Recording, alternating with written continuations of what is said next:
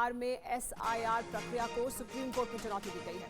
Association of democratic reform की ये याचिका है। बिहार में एसआईआर प्रक्रिया को रद्द करने की मांग की गई है।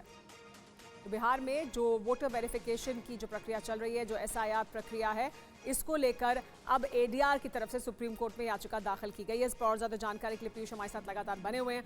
पीयूष, ये जो मांग की गई है कि इस पर सुनवाई की जाए, इसकी सुनवाई कब तक हो सकती है? क्योंकि ये जो प्रक्रिया है इसे भी जुलाई के महीने में ही पूरा होना है और चुनाव भी बहुत करीब है।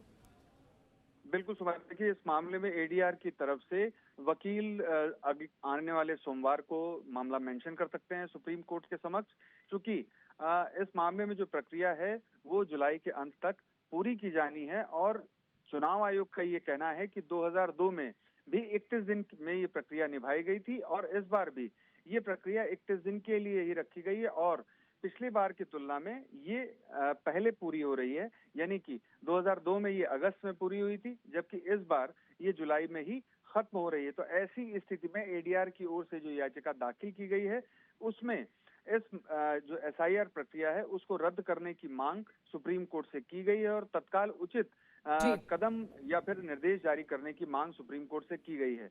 लेकिन ये प्रक्रिया चूंकि निभाई जा रही है और ऐसी स्थिति में जबकि 26 जुलाई तक इसे पूरा किया जाना है, तो ऐसी स्थिति में एडीआर की तरफ से ये मामला आने वाले सोमवार को यानी कि 7 जुलाई को सुप्रीम कोर्ट के समक्ष मेंशन किया जा सकता है, क्योंकि इसे तो जल्दी सुनवाई की जा सकती है। क्योंकि एडीआर की याचिका में भी ये मांग की गई कि जल्दी सुनवाई की जाए, तो हो सकता है कि सोमवार को सुनवाई हो या इस पूरे मामले को मेंशन किया जाए, यानी जल्द इसकी जो प्रक्रिया है वो शुरू हो। बहुत शुक्रिया पीयूष इस तमाम जानकारी के लिए। लेकिन बिहार चुनाव पर मुख्य चुनाव आयुक्त ने बयान दिया है।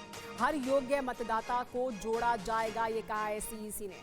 31 दिन में वोटर लिस्ट संशोधित होगी, पारदर्शी तरीके से बनाई जाएगी वोटर लिस्ट। विपक्ष ने वोटर लिस्ट संशोधन पर सवाल उठाए थे।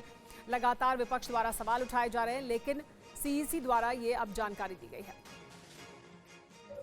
लोक प्रतिनिधित्व कानून के अंतर्गत हर चुनाव से पहले मतदाता सूची को अपडेट करना आवश्यक होता है।